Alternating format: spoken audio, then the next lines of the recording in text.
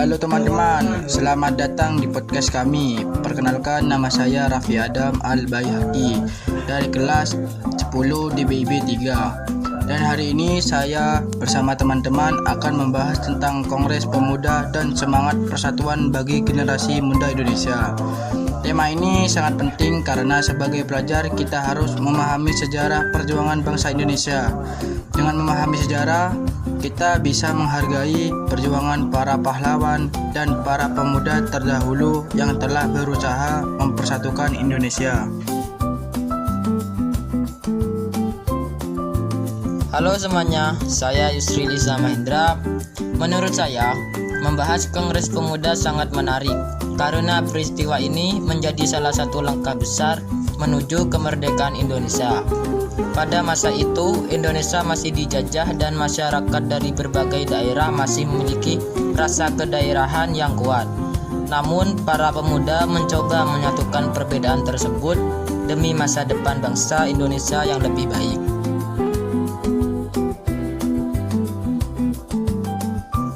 Halo teman-teman, saya Muhammad Royhan Purnomo dari 10 DPIB 3. Banyak anak muda sekarang mungkin hanya mengetahui Sumpah Pemuda tanpa memahami bagaimana proses terjadinya Kongres Pemuda. Padahal perjuangan para pemuda zaman dahulu sangat luar biasa. Mereka rela berkumpul, berdiskusi, dan menyampaikan pendapat demi terciptanya persatuan bangsa. Halo semuanya, saya Muhammad Farid Ramadan. Menurut saya, semangat para pemuda pada masa itu harus menjadi contoh bagi generasi sekarang.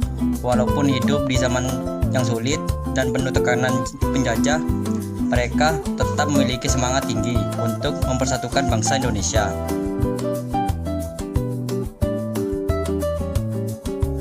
Halo teman-teman, saya Muhammad Nathan Altaresi Nuril Arifin. Di podcast kali ini kita akan membahas pengertian Kongres Pemuda. Isi Sumpah Pemuda maknanya bagi bangsa Indonesia, serta bagaimana cara generasi muda saat ini menerapkan semangat persatuan dalam kehidupan sehari-hari.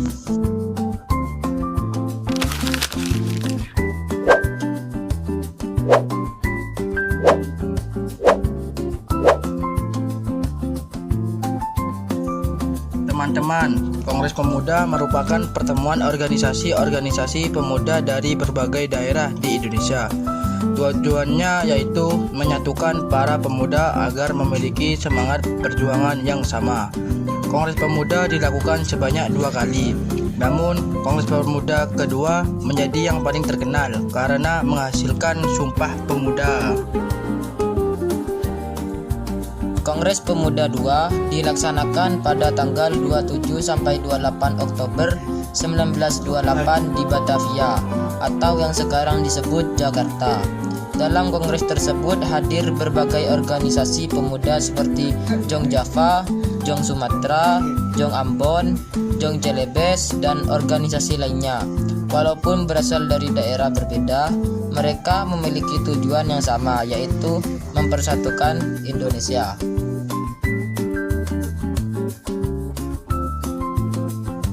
Menurut saya, hal yang paling hebat dari Kongres Pemuda adalah keberanian para pemuda untuk bersatu. Pada masa penjajahan, rakyat Indonesia sering dipecah belah agar mudah dikuasai. Namun, para pemuda sadar bahwa jika rakyat terus terpecah, Indonesia akan sulit merdeka.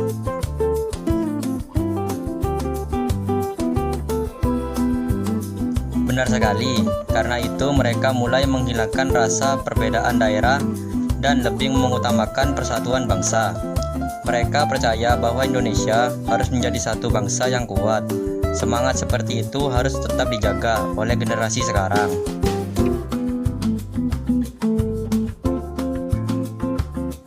Selain itu, pada Kongres Pemuda II juga pertama kali diperdengarkan lagu Indonesia Raya karya Wage Rudolf Supratman. Lagu tersebut menjadi simbol semangat perjuangan bangsa Indonesia. Sampai sekarang lagu Indonesia Raya masih dinyanyikan sebagai lagu kebangsaan Indonesia.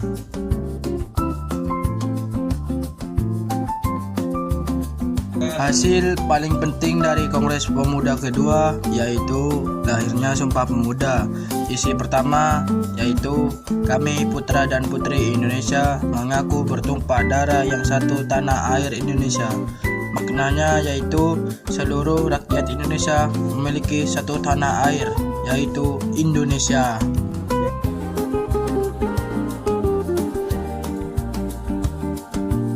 Isi kedua adalah kami putra dan putri Indonesia mengaku berbangsa yang satu, bangsa Indonesia. Artinya seluruh masyarakat dari berbagai suku tetap menjadi satu bangsa, yaitu bangsa Indonesia. Isi ketiga adalah kami putra dan putri Indonesia menjunjung bahasa persatuan, yaitu bahasa Indonesia. Bahasa Indonesia menjadi alat pemersatu masyarakat dari berbagai daerah sehingga komunikasi menjadi lebih mudah. Menurut saya, bahasa Indonesia sangat penting karena Indonesia memiliki banyak bahasa daerah. Jika tidak ada bahasa persatuan, masyarakat akan kesulitan berkomunikasi satu sama lain. Sumpah Pemuda mengajarkan kita bahwa walaupun berbeda suku, budaya, agama, dan bahasa daerah, kita tetap satu bangsa Indonesia. Persatuan menjadi kekuatan utama bangsa Indonesia.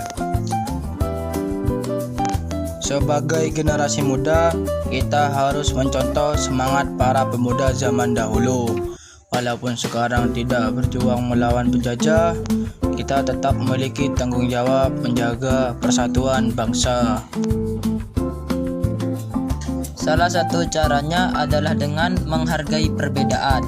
Jangan mengejek teman karena suku, agama, atau budaya yang berbeda. Kita harus hidup rukun dan saling menghormati. Selain itu, generasi muda juga harus rajin belajar agar dapat menjadi penerus bangsa yang cerdas. Pendidikan sangat penting untuk memajukan Indonesia di masa depan. Menurut saya, penggunaan media sosial juga harus bijak. Sekarang banyak berita hoaks dan ajaran kebencian yang bisa memecah persatuan. Sebagai pelajar, kita harus berhati-hati saat menggunakan media sosial.